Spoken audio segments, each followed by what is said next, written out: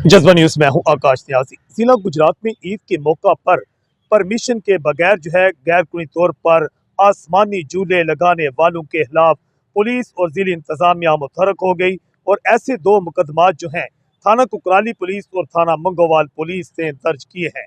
इस समय मंगोवाल पुलिस की जानिब से एक FIR दर्ज की गई।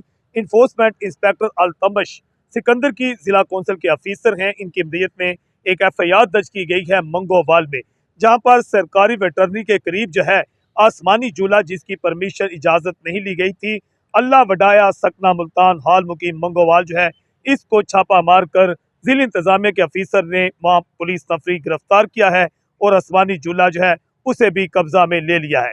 जबकि क्योंकि पंजाब हुकूमत की जानिब से मुकम्मल तौर पर पाबंदी लगाई गई थी कि किसी भी पार्क में या किसी जगह पर आसमानी झूले, मौत के कुआं और जो कश्ती लगाने पर पाबंदी थी, और अगर ये लगाने थे तो इसके लिए खास तौर पर जिला इंतजामिया से इजाजतनामा जरूरी था।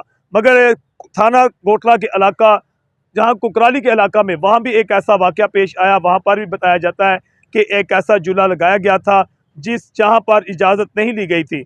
वहां भी जो पुलिस है उसने छापा मारकर आसमानी झूला लगाने वाला जो शख्स था उसको गिरफ्तार किया है और उसके खिलाफ FIR दर्ज करके अली अकबर सकना जट उसके खिलाफ FIR दर्ज करके उसके झूला वो भी कब्जा में ले लिया गया है।